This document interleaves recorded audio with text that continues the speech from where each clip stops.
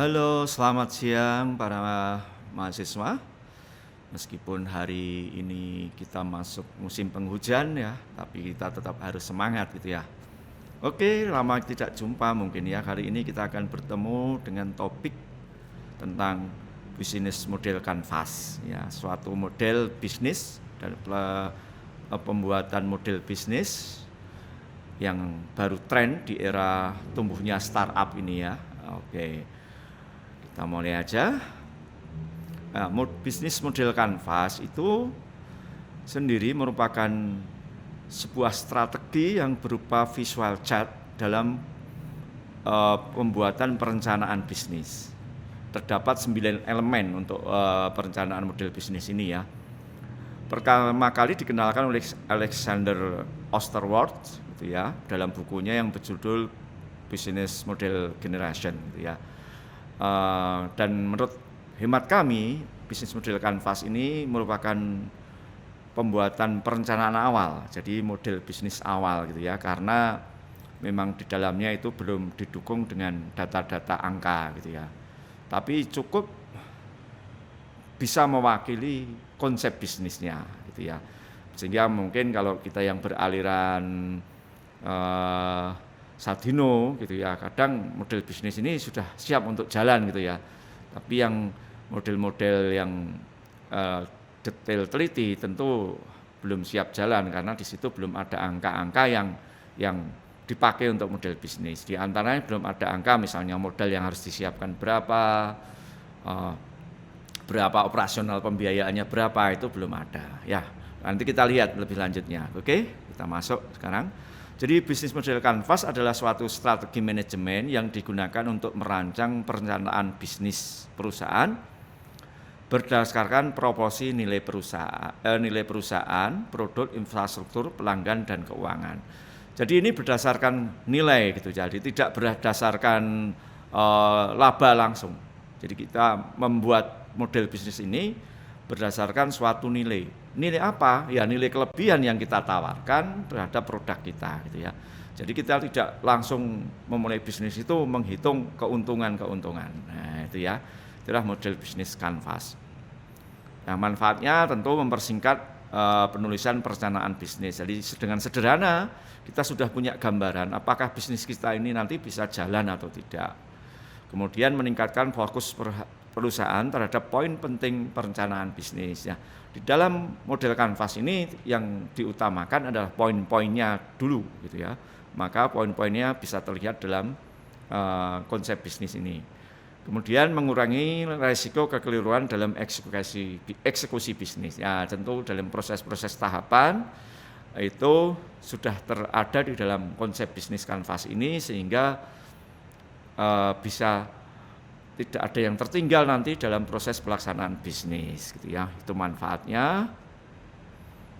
Oke, nah mungkin ini konsep dari ada 9 poin, yaitu satu adalah customer segment, kemudian ada customer relation, kemudian ada channel, terus ada value, proportion, ada key activity, kemudian ada key resource, kemudian ada key partner, dan cost struktur serta review stream gitu ya.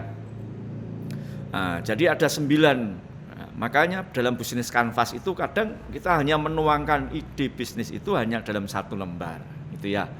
Hanya 1 lembar saja. Nah, tapi bisa mewakili konsep bisnis kita secara menyeluruh itu. Nah, sehingga ada yang beranggapan yang beraliran perencanaan yang detail itu ini sebenarnya belum siap, tapi sebagai tahap awal perencanaan bisnis. Tapi yang model-model Bob Sadino, kemudian yang Jamu Jago itu ya, Joyo Suprono atau siapa itu, nah itu kan dia teori itu belakang, yang penting keberanian untuk melangkah. Nah ini bisa menjadi tahap awal bagi yang menggunakan model-model yang mengandalkan keberanian di awal gitu ya, itu sudah bisa menggambarkan. Oke, kita akan tinjau satu persatu bagian-bagian dalam 1 lembar ini, atau mungkin kita lihat contohnya dulu aja ya, bisa memahami lewat contohnya dulu. Bentar. Nah inilah contoh sebuah model bisnis kanvas ya, milik perusahaannya Camelio namanya gitu, dia beri nama Camelio. produknya tas, dompet, kulit sapi, nah gitu ya. Dan desain geometris dan warna kombinasi kontras, artinya dia produknya ada desain yang geometris gitu ya. Nah, ada sisi customer-nya ditampilkan, sisi relationship-nya ditampilkan. Nah, jadi hanya konsep seperti ini, sehingga bagi yang mereka beraliran konsep detail atau perencanaan bisnis yang detail ini belum mampu untuk jalan karena tidak ada angka-angka yang ditampilkan, anggarannya berapa itu belum ada gitu ya. Tapi ini sudah mewakili tahap awal sebagai langkah bisnisnya gitu ya. Kalau di pengalaman saya dalam memberikan contoh instruktur kewirausahaan ini diawali dengan bisnis konsep ini, baru nanti kita detailkan ke tahap desain bisnis yang lebih detail gitu ya. Oke, kita kembali apa itu nanti customer relationship gitu ya. Ini customer segment, jadi yang poin pertama yaitu kebutuhan dari pelanggan yang akan diselesaikan. Nah, jadi bisnis kita ini kita bangun itu untuk siapa, nah, gitu ya, untuk siapa, segmennya yang dipilih itu siapa, siapa konsumen yang terpenting dalam bisnis kita. Nah, jadi kalau kita membuat bisnis harus tahu konsumen kita itu siapa, kan gitu. Nah, gitu ya. Terbagi menjadi 3, customer job, mengetahui apa saja pekerjaan dari pelanggan. Artinya pelanggan itu apa saja sih yang mereka kerjakan sehingga sesuai dengan produk atau jasa kita, enggak gitu ya. Kemudian ada customer gain. Kanvas ini berguna untuk menjelaskan manfaat yang diharapkan, yang diinginkan pelanggan. Nah, artinya bisnis yang kita akan bangun ini ada manfaatnya enggak dengan pelanggan kita gitu ya. Ada enggak manfaatnya? Nah, gitu ya. Apakah memberikan manfaat bagi mereka, terutama dalam sisi pembiayaan mereka. Jadi misalnya ada ibu-ibu cari sayur susah, nah kita bikin sebuah perusahaan jual sayur yang higienis di daerah itu gitu ya. Nah, apakah ini sesuai keinginan ibu-ibu ya, sehingga mereka bisa menghemat biaya dalam mencari kebutuhan. Kemudian ada customer pain gitu ya, menggambarkan emosi negatif. Nah, kita harus juga ingin tahu apakah bisnis kita itu apa yang timbul resiko negatifnya. Nah, itu kita lihat tadi contoh yang sudah ada tentang bisnis tadi. Nah, ini customer itu berisi demografi, usianya dia adalah 25 sampai 40 tahun. Lokasinya di kota besar, provinsi target utamanya adalah wanita. Nah, minat mereka apa? Minatnya gitu, ada yang kontemporer art atau seni kontemporer yang diminati wanita-wanita yang dibidik oleh perusahaan ini adalah wanita yang punya seni kontemporer gitu ya. Ada desain, grave living atau orang-orang yang traveling. Nah, juga berkaitan dengan hubungannya dengan produk-produk mereka yang menyukai kecantikan dan produk atau home decor, garden, pet. Nah, ini jadi customer yang kita bidik ini kita tuliskan di kotak ini, jadi customer.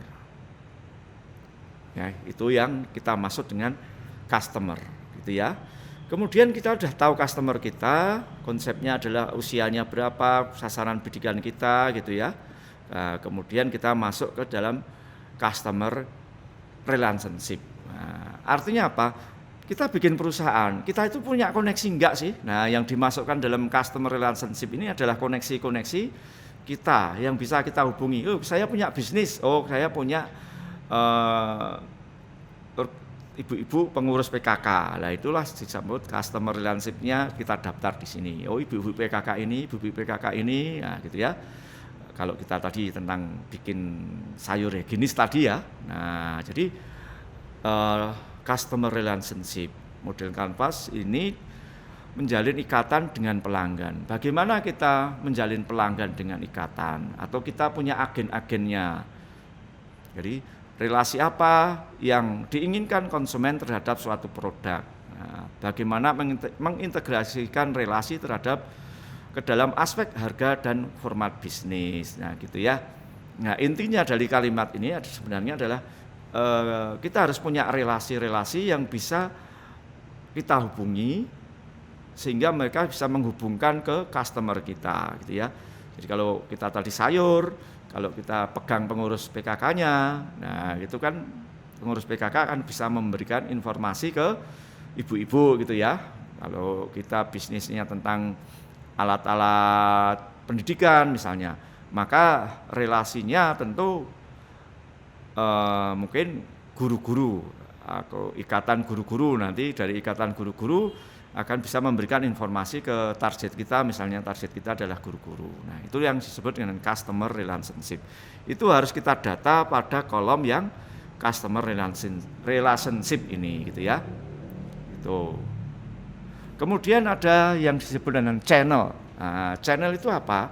Channel itu bagaimana kita melakukan menghubungi customer kita dan relasi customer kita tadi. Jadi itulah disebut channel. Ya, kita lihat dari contoh yang tadi. Kita lihat, nah channelnya apa? Dia menggunakan media sosial atau IG, menggunakan Twitter, Line, WA, dan sebagainya. Jadi itu channel, hubungannya itu kita menghubungi mereka dengan apa sih? Nah, gitu ya. Jadi itu ya, biasa dengan kondisi sekarang tentu kita harus menggunakan teknologi gitu ya. Teknologi. Nah, maka di sini channel ini kita harus melihat customer kita itu banyak aktif di teknologi apa. Nah, gitu ya. Jangan sampai kita milih teknologi yang customernya tidak mengakses teknologi yang kita pakai. Artinya kan nggak nyambung nanti ya. Misalnya contohnya kita pakai tweet. Nah, ternyata yang kita bidik itu customer kita, ibu-ibu itu nggak kenal Twitter, kan nggak nyambung kan gitu ya. Jadi di channel ini kita harus tahu, oh ibu PKK itu kalau memberikan informasi ke ibu-ibu anggotanya pakainya apa toh Bu? Oh WA, artinya berarti channel yang harus kita bangun berarti harus ada WA gitu ya. Nah itulah yang disebut channel. Nah itu channel itu apa saja yang harus kita siapkan gitu ya. Itu channel yang harus kita siapkan, itulah yang disebut dengan channel. Oke, berikutnya kita lihat yang ini dulu, key partner gitu ya. Nah, key partner adalah kunci bagaimana kolega-kolega itu mampu memberikan aliran produk atau layanan lain, nah gitu ya. Jadi key partner, misalnya kita bikin bisnis sayur gitu ya. Key partnernya itu apa? Ya, kolega-kolega kita yang mau mensupport sayurnya, nah, gitu ya, aliran produk atau layanan lain, artinya ada jasa yang nanti bisa dipakai buat kita untuk mensupport. Nah, kita bisnis sayur tadi ya, siapa yang artinya kita tidak perlu sih kolaan langsung ke pasar-pasar di mana kalau di sini mungkin induk, pasar induk gitu ya. Cukup ada nggak sih pemasok yang bisa datang ke tempat kita, lah itulah key partnernya. Nah gitu, sehingga kita lebih efisien. Kalau kita harus datang sendiri ke pasar sana, kita harus punya armada sendiri kan gitu. Nah key partner itu. Jadi kita bisa menjalin hubungan baik untuk menciptakan siklus bisnis sesuai dengan tujuan bisnis ya. Misalnya menjalin kerjasama dengan perusahaan lain untuk meningkatkan performa bisnis kita. Jadi kita tidak fokus pada menyiapkan bahan yang mau kita jual. Kita harus datang sendiri, kulaan di sana, milih barangnya sendiri dan sebagainya kan repot. Habis itu harus ngangkut ke tempat kita. Nah, maka kalau di sini adalah kita cari supplier yang siap. Ya, tentu kita pilih dia, kita kasih persyaratan, produknya harus kayak gini, kualitasnya, harganya harus minimal segini. Nah, itulah disebut key partner gitu ya. Jadi perusahaan atau teman yang bisa mensupport kita. Kita lihat di contoh yang sudah dibikin teman kita. Ini pemasok bahan. Jadi key partnernya adalah pemasok bahan, pemasok label, karena nanti produknya kalau dia kan produk tas kan perlu label kan gitu ya. Dia tidak perlu bikin label sendiri kan gitu. Kemudian ada lagi agen periklanan yang nanti mengiklankan. Nah, ini ya itulah partner bisnis kita. Itu ya yang disebut key partner. Enak kan itu ya. Jadi dari partner. Nah, tapi di situ kan belum tertulis detailnya perjanjian berapa harga yang harus dipasang, makanya ada yang teman yang juga fokus di dalam pengembangan perusahaan itu mengatakan bahwa kanvas bisnis ini hanya baru tahap awal gitu ya, karena belum ada angka-angka detail yang muncul. Oke, lanjut. Kayak partner tadi sudah dipahami ya, jadi partner yang bisa membantu bisnis kita gitu ya. Kemudian berikutnya ada key activity. Nah, key activity itu sebenarnya kunci-kunci kegiatan bisnis kita. Kalau kita punya bisnis sayur kan berarti proses apa yang di dalam bisnis kita ya, proses produksi, proses pengemasan, proses pengepakan, nah gitu kan, proses pelayanannya. Nah itulah yang disebut key activity, merupakan sebuah aktivitas yang berhubungan dengan produktivitas bisnis dan berkaitan dengan sebuah produk. Nah gitu ya. Jadi di sini aktivitas kunci dari perusahaan kita apa? Kalau kita tadi bisnisnya sayur yang higienis gitu ya, tentu kita kan di situ ada pengemasan, penataan di rak kita, nah gitu ya. Terus bagaimana menawarkan nanti ke pembeli, bagaimana mengirimkan produk kita kalau ada yang belinya tidak datang langsung, misal pesan lewat WA kan gitu. Nah itulah disebut key activity. Jadi aktivitas kunci untuk produk konsumen sehingga teraihlah profit dan lainnya gitu ya. Sehingga dari activity ini kita akan mendapatkan goal akhirnya adalah profit, keuntungan buat kita gitu ya dari aktivitas ini. Bagaimana menangani sayur yang nggak laku, nah kan itu juga ya. Nah itu lanjut nanti kita lihat key activity. Nah kita lihat sampel yang sudah dibikin tadi.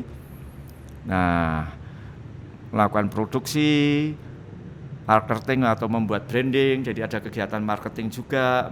Jadi meskipun dia punya agen marketing, lewat agen tapi dia juga punya proses marketing sendiri, kemudian ada proses penjualannya, ada proses penggudangan. Nah itu ya kayak activity itu artinya kegiatan yang ada di dalam perusahaan kita, itulah kayak activity gitu ya. Ya kita kembali back. Nah, lanjut kemudian ke key resource. Nah, key resource. Nah, itu sumber daya untuk proses kegiatan di bisnis kita. Elemen yang bersih data sumber daya yang sebaiknya direncanakan untuk dimiliki perusahaan kita. Misalnya tadi perusahaan kita perusahaan sayur higienis untuk lingkungan di situ. Berarti kita harus menyiapkan karyawan kita berapa, kan gitu. Kemudian kalau di situ ada proses pengemasan, berarti ada bahan yang dipakai untuk mengemas apa, alat yang dipakai untuk mengemas apa, kan gitu. Jadi sumber daya apa yang penting untuk mendukung proses kegiatan yang ada di dalam perusahaan kita, misalnya distribusi, gitu yang sebagainya ya. Tentu yang bagaimana membangun relasi, misalnya kan kita punya tadi perusahaannya pengen mengandalkan relasi kita pengurus ibu-ibu PKK, artinya ada tim di perusahaan kita yang punya alat untuk menghubungi ibu-ibu rumah tangga, dia harus punya HP sehingga bisa nulis WA ke pengurus PKK yang menjadi partner kita kan gitu ya. Profitnya pengurus PKK tadi bantu kita mengirimkan informasi, dapat profit. Nah, profitnya apa yang dijanjikan ke ibu pengurus PKK kan gitu kan. Sederhananya kita contoh begitu ya. Jadi kayak resource sumber daya yang harus perusahaan kita miliki. Oke lanjut. Nah, sudah sampai tadi ya kayak performance, kayak activity dan kayak resource gitu ya. Coba kita lihat strukturnya itu sebenarnya kayak gini ya. Jadi struktur dari business chart itu ya, kanvas ini ada disebut input, yaitu kayak partner itu sebagai input karena memberikan suplai ke kita bahan baku dan suplai-suplai yang lain. Kemudian kayak resource itu juga input buat kita, jadi alat-alat kita, SDM kita akan memberi input. Nah prosesnya itu adalah kayak activity, nah, kegiatan-kegiatan gitu ya. Hasil proses akan menghasilkan output yang masuk ke dalam value, tadi value yang tengah gitu ya, value sebentar ini kok nggak kelihatan, value proposition gitu ya. value proposition. Nah, sehingga ketemu di situ, ya. Sehingga nilai dari luaran akan masuk ke situ. Nah, jadi ini strukturnya, ya. Kemudian itu prosesnya. Jadi di bawah nanti ada namanya ini, yaitu cost struktur. Nah, cost struktur itu adalah biaya yang kita keluarkan. Itu komponennya apa saja untuk membiayai input-input dan activity. Nah, itu ya. Kemudian yang di sisi kanan itu ada namanya revenue stream. Pendapatan apa saja yang akan kita dapatkan. Nah, itu jadi konsepnya seperti itu. Kita lihat strukturnya lagi ya. Nah, ini. Jadi pada cost struktur itu biasanya berapa biaya yang harus kita keluarkan. Nah, jadi biaya apa saja, misalnya tadi kayak partner, kita harus bayar biaya apa sih di kayak partner? Oh, pemasok kita. Nah, kita harus bayar dia memasok sayur ke kita harus membayar ke dia gitu ya. Kemudian ada kayak resource. Oh, kita butuh SDM. Berarti ada biaya yang harus kita bayarkan sebagai gaji karyawan. Oh, kemudian ada proses, tadi ada proses misalnya pengepaan. Nah, kita harus membayar biaya bahan pengepaannya kan gitu ya. Proses misalnya alat kita pakai listrik, berarti harus membayar listriknya kan gitu kan. Pas proses ngepak mungkin kita harus alatnya pakai listrik. Nah, gitu ya. Itulah alurnya seperti ini. Kemudian dari proses tadi akhirnya akan menghasilkan, yaitu saat apa itu customer kita itu menikmati jasa kita, maka dia akan membayar. Nah, itulah sebagai pemasukan buat kita, yaitu revenue stream gitu ya. Nah, itulah yang disebut bisnis kanvas. Kita lihat lagi. Nah, dari sampel aja. Nah, seperti ini. Jadi bisnis kanvasnya seperti ini. Jadi cost struktur di kolom cost struktur yang kiri bawah ini, biaya apa yang harus kita keluarkan, itu kita daftar ya, kita daftar di situ. Di mana cost struktur itu muncul dari KI partner, KI activity, dan KI resource gitu ya. Itu. Kemudian berikutnya ada review stream. Nah, review stream tadi kemudian pendapatan apa yang kita peroleh. Nah, itu didapat di data di situ ya. Penjualan produk, kemudian penjualan produk utama, produk yang lain atau ekspor juga, penjualan melalui gerai fisik. Nah, ini gambarannya seperti itu. Nah, jadi seperti inilah yang dimaksud dengan konsep apa itu tadi? Bisnis model kanvas. Nah, disinilah langkah awal kita bisa membangun. Jadi kalau dalam pelatihan bisnis itu yang pertama kita harus membuat yang namanya model bisnis kanvas. Ini sedang tren terutama di dalam pengembangan startup bisnis. Nah, cukup menarik ya. Jadi silahkan nanti Anda coba belajarlah membuat sebuah konsep bisnis. Kemudian ada yang tanya ini misalnya, ini urutannya yang pertama yang mana sih Pak? Nah, gitu ya. Di dalam bisnis model kanvas ini tidak ada urut-urutannya gitu ya. Jadi dari mana sih kita harus memahami mengawalinya, ya monggo terserah gitu ya. Tapi menurut pengalaman kami selama membimbing pelatihan kewirausahaan itu yang pertama adalah kita bidik dari customer dulu. Kita akan tahu customernya itu apa saja, butuh apa saja kan gitu. Kemudian baru dari customer itu kita punya relasi enggak yang bisa membantu kita menghubungi customer. Nah, gitu kan, baru alat customer. Alat-alat yang bisa dipakai untuk menghubungi customer gitu ya. Jadi biasanya kami memulai dari sebelah kanan. Jadi setelah pertama itu ide bisnisnya, oh aku mau bisnis ini sih, tas gitu ya. Oh aku mau bisnis sayur. Nah sayur itu untuk siapa? Nggo sopo. Nah jadi gitu ya. Harus dipakai nggo sopo. Customer-nya sopo, siapa yang butuh gitu ya. Nah gitu. Kemudian adakah yang sering berrelasi dengan customer kita, kelompok organisasi atau kelompok apa yang selalu bisa menjadi penghubung kita nanti. Nah, gitu. Kalau kita ngomong langsung ke customer kan kadang nggak dipercaya ya. Tapi lain kalau kita lewat ketua organisasi mereka. Nah, maka disebut customer relationship, itu adalah pihak ketiga yang mampu membantu kita menghubungi calon customer kita. Nah, itu ya. Tentu kan kita juga akan membutuhkan biaya nanti membantu ini, sehingga nanti ini customer relationship juga akan tumbuh biaya. Termasuk dalam channel nanti. Channel itu apa saja yang bisa kita hubungkan gitu ya. Customer itu. Jadi ada komunitas itu kan customer relationship. Terus channelnya bagaimana kita bisa berhubungan dengan komunitas kan gitu. Kemudian value proposition. Nah, itu tadi ya. Itu sebenarnya value proposition itu lebih menurut kita adalah nilai lebih dari produk kita dibanding produk yang lain. Nah, itu bisa kita sajikan di situ. Jadi kita ada customer, jadi yang bagian tengah ini value proposition ini ya, ini sebenarnya adakah nilai lebih yang kita miliki dari produk kita yang kita janjikan. Artinya kalau kita mau bikin bisnis sayur, di sana kan pesaingnya, cara mendapatkan value proposition ini kita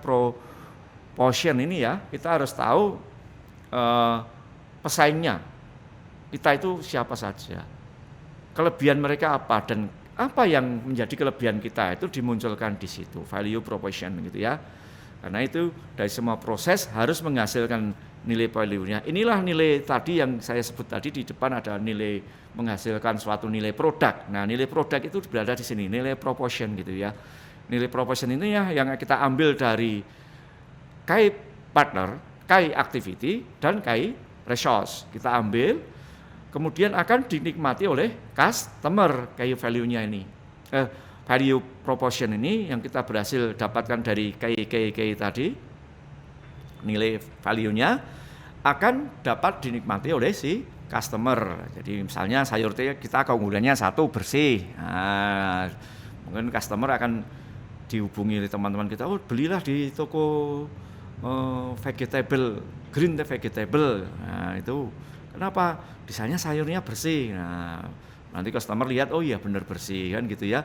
Yang kedua mungkin tinggal ketik tombol langsung datang. Nah, misalnya kita janjikan seperti itu di value proposition, karena di agen-agen sayur atau bakul sayur di area situ harus datang, harus ngambil, harus berdesakan. Nah, kan pandemi toh. Nah, gitu. Di sini kita menjanjikan sebuah perusahaan bisnis sayur, apa itu? Yang orangnya tidak perlu berdesakan.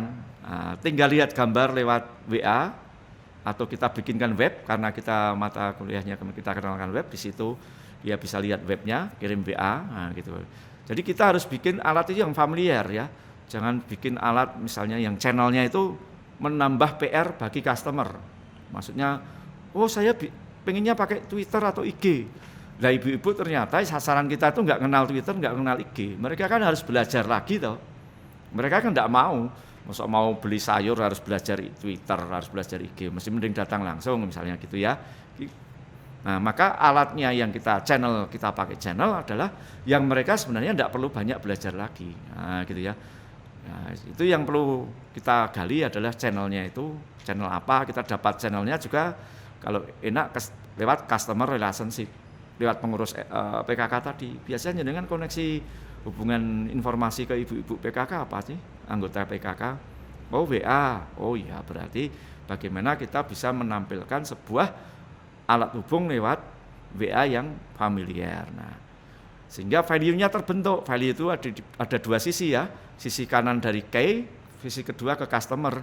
Sisi kiri itu value-value yang didapatkan dari KI, artinya kita bisa mendapatkan efisiensi saat memberikan nilai lebih. Jadi produk yang kita jual itu nilai lebihnya kita dapat dari partner kita, kulaannya murah gitu ya. Proses di tempat kita juga efisien, proses pengemasan dan sebagainya efisien. Value-nya sehingga apa? Bersih dan harganya murah dibanding yang lain. Nah, mungkin ada lagi apa itu? Garansinya kalau dikirim sampai sana kok rusak bisa diganti. Nah, itu value proposition gitu ya. Nah, jadi ada proses nilai lebih yang kita tawarkan. Jadi untuk menciptakan value proposition tadi, kita harus membuat cost struktur, biaya-biayanya. Nah, dari customer yang menikmati value key value, atau saya biasanya punya key value ya, ini di presentasi saya adalah proposition gitu ya. Yang menikmati customernya, kita bisa menggali apa pendapatan kita di revenue stream. Nah, gitu ya. Cukup mudah cara bikinnya. Jadi ini gambaran global konsep bisnis yang saudara bisa awali dari sini, dari bisnis canvas. Setelah itu biasa teman-teman kita dideskripsikan lagi ke dalam bisnis plan. Nah, kalau bisnis plan itu nanti biasanya akan muncul misalnya untuk yang sebelah kanan ini ya, cost struktur itu rencana anggaran kayak gitu ya. Yang revenue stream itu akan muncul perkiraan pendapatan dalam satu periode penjualan atau bisnis kan gitu. Key ratios akan muncul peralatan yang kita butuhkan, SDM yang kita butuhkan. Nah, itu kalau dalam sistem bisnis yang lama dulu yang itu harus ada angka, ada jumlah itu yang disebutkan gitu. Sehingga memang ada beberapa teman yang juga suka bikin proses perencanaan bisnis ini. Bisnis model canvas ini hanya sebagai tahap awal, kemudian baru didetailkan ke plan bisnis lagi gitu ya. Oke, itu tentang pertemuan kali ini, bahwa sebuah langkah awal yang bisa Anda ambil untuk membuat gambaran bisnis yang akan Anda bikin, gambarkan lewat bisnis model canvas gitu ya. Nah, baru nanti kalau Anda ingin detail dengan angka-angkanya, turunkan ke plan bisnis yang berikutnya. Saya akhiri cukup sekian. Wassalamualaikum warahmatullahi wabarakatuh.